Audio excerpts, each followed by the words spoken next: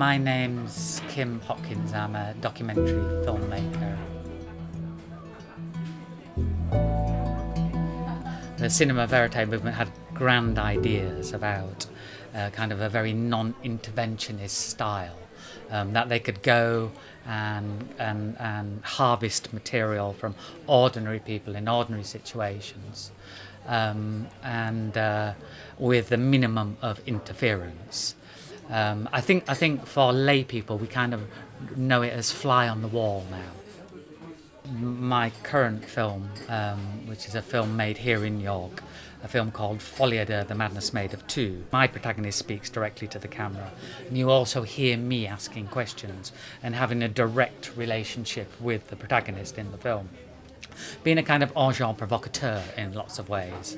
And the Maisel brothers did this in Grey Gardens. You saw the sound recordist walk into shot, and you saw the protagonist give the cameraman and the sound man, a sandwich or a cake. They didn't hide the mechanism of production at all. A lot of people misunderstand good camera work. I think they see good camera work as pretty camera work. I don't see good camera work like that at all. A good camera work is when the mise en scène works, that the camera, that the shots, the scenes work in conjunction with the storytelling. For me, content is always king. In Grey Gardens, the daughter feels trapped. The mother is a very dominant mother. She talks over her all the time. And she's always, she wants to get away, and she can't get away, and she just knows that she has to somehow get out of this place.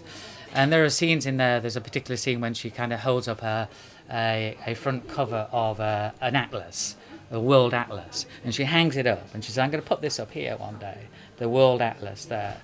And then she hangs a bird cage up in front of it. And the metaphors in there are amazing.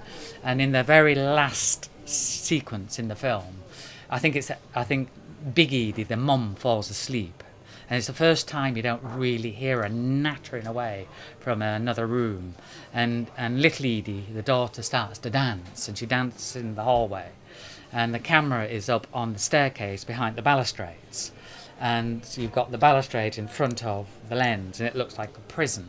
So she's dancing free with her mother being quiet, but still she's been put behind bars.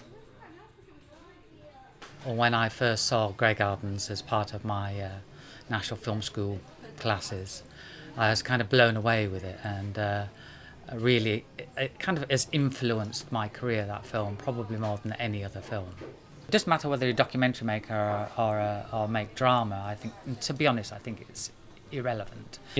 Strip away all this stuff that gets into filmmaking, and try and look at what's important to a story. And I think it's always very useful to remember that. And I try and remember it in my filmmaking. I actually don't really care what camera I pick up. I don't care if it's a domestic camera or a 4K. I don't really care. It's not what's important to me.